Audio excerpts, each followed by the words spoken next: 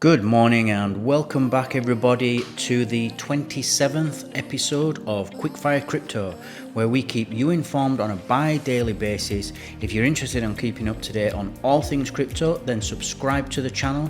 We put out a new video every 12 hours. So in today's article, this comes from The Guardian, from their cryptocurrencies section, and it's an article written by Dominic Rush in New York. And it's titled New FTX Boss Who Worked on Enron Bankruptcy Condemns Unprecedented Failure. This is John Ray III, who has now been appointed the new CEO. Well, I'm not sure if he's still now. I think he may have resigned from that position, but since SBF left, John Ray III decided to take it on, and he's basically in charge of liquidating all the assets and trying to get money back to creditors as it goes into its bankruptcy stage. So, and this guy's got a long history. He's an academic actually by trade, an economist, and he dealt with the fallout from Enron.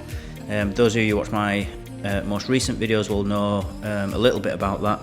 And he liquidated their assets and tried to claw back some of the money for the creditors in the old Enron case. So let's see what it has to say.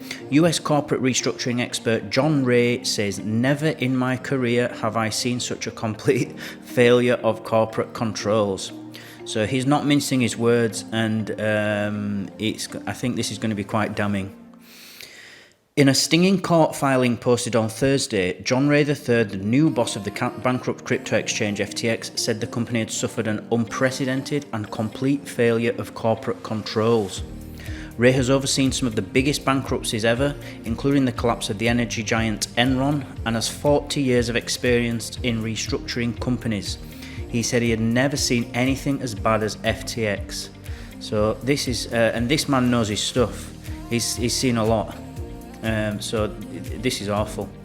He wrote in a filing with the Delaware Bankruptcy Court, "Never in my career have I seen such a complete failure of corporate controls and such a complete absence of trustworthy financial information as occurred here." He goes on to say, "From compromised systems integrity and faulty regulatory oversight abroad to the concentration of control in the hands of a very small group of inexperienced, unsophisticated and potentially compromised individuals, the situation is unprecedented." So this is all the more reason. Words like unprecedented get a regulator's interest, and they are likely to come in now. I really am sure there's going to be some law changes, some regulatory standards put in place going forward, in the US at least. The company's collapse has shaken the cryptocurrency market to its core and already sparked international regulatory inquiries and a lawsuit against the company and the celebrities who promoted it, including Larry David, Naomi Osaka, Gisele Bündchen and Shaquille O'Neal. And and Stephen Curry as well, he should be added to that list because I know he's involved as well. He's being sued as well. But what's interesting about this is that these celebrities are all being sued for promoting it. Now, I don't know whether they did right or did wrong or what they knew and what they didn't. That'll all come out in court. But the guy that orchestrated this whole thing, SBF, is not at the moment being sued by anybody because he can't be. He's out of that jurisdiction because he's in the Bahamas. So the instigator and choreographer of all this is actually just walking around, going about his business, while all these celebrities who you could say indirectly was involved with this scam by promoting it are all now in trouble. The company expects to have more than 1 million creditors. Ray said a substantial portion of assets held by FTX may be missing or stolen. Ray was appointed just before FTX plunged into bankruptcy, and founder SBF resigned as chief executive. Bankman-Fried is currently in the Bahamas, where FTX was headquartered, and has claimed the company is still solvent. I do not believe a single word that he says anymore. He has lied time and time again, and he's just not believable anymore. He has also been giving interviews in which he has said he regrets filing for bankruptcy and attacked regulators. US authorities are reportedly considering extraditing him to the US. I mean, I think he's just attacking regulators and saying that he regrets filing for bankruptcy in order to appeal to the crypto community, because those are the ones that took the hit. I mean, you can argue the investors lost a lot, but the investors, like the institutional investors and the venture capitalists, although they lost money, they knew what they were getting involved in. They know there is a risk. So they obviously expect the money back and they expect a profit. But even if that's a small expectation, they know there is a risk that they'll lose the money. And they expect it in many cases. It's counted in with the maths for what they do, for how much, for how much money how much capital they deploy, what percentage of it they'll get back, and they have a whole formula for this. And whereas the retail investors, well, you wouldn't even call them investors, the retail creditors, when they put their money on the FTX exchange, they thought they were going to get the money back. They just thought they were parking their money there to either trade with or to just as safekeeping. Maybe they didn't know about cold storage, or maybe they weren't aware, or maybe it's just more convenient to keep it on an exchange. And so they trusted FTX. They thought that any day they could just withdraw the money and everything would be fine. That's not the case now. That money's gone. So there's a lot of angry individuals as opposed to investors that he's getting a lot of flack from, especially on Twitter,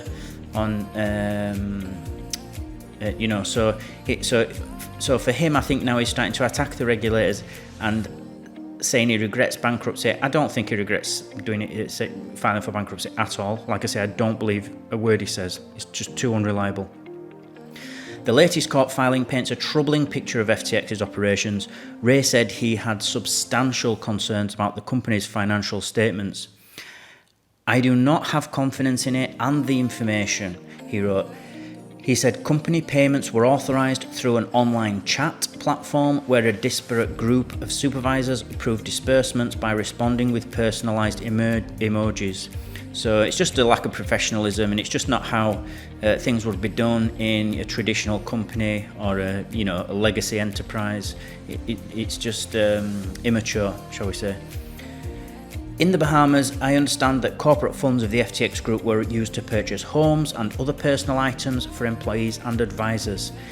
I understand that there does not appear to be documentation for certain of these transactions as loans, and that certain real estate was recorded in the personal name of these employees and advisors on the records of the Bahamas, Ray wrote. So I don't know where FTX's accountants were in all this, because an accountant would never let you do this kind of thing for this reason, because you'll get into trouble later if everything has to be done by the book with a company.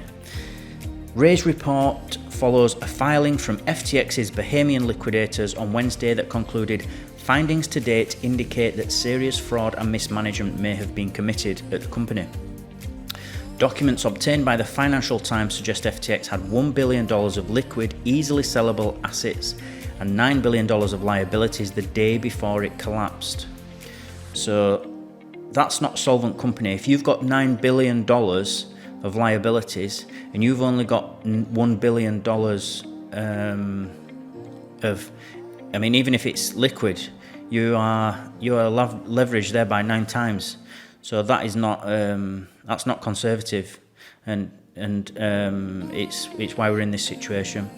According to the filing, Ray's team has located about $740 million in cryptocurrencies held by FTX and other related companies. He said the amount was a fraction of the digital assets of the FTX group that they hope to recover. So it'll be interesting to see how much they've actually got left. Among Ray's other findings, Alameda Research, FTX's hedge fund, gave Bankman-Fried a $1 billion personal loan. Wow. And a $534 million loan to the Director of Engineering, Nishad Singh. A $1 billion personal loan to SBF. Bankman-Fried often communicated by using applications that were set to auto-delete after a short period of time and encouraged employees to do the same, which leads me to believe that he knew what he was doing was wrong. If you're trying to cover it up like that, why are you doing that? Many FTX entities never had board meetings. I don't think there's anything sinister about that. I think that's just, again, lack of professionalism. They just probably didn't think they needed to. Because the money was just flowing in. Because of those historical cash management failures, the debtors do not yet know the exact amount of cash that the FTX group held. The debtors have been unable to even prepare a complete list of who worked for the FTX group because of the chaotic state of its human resources. So they must have had people on books and, people working for them that wasn't on the books. Who knows? Many of the employees of the FTX group, including some of its senior executives, were not aware of the shortfalls or potential commingling of digital assets and maybe some of the people most hurt by these events.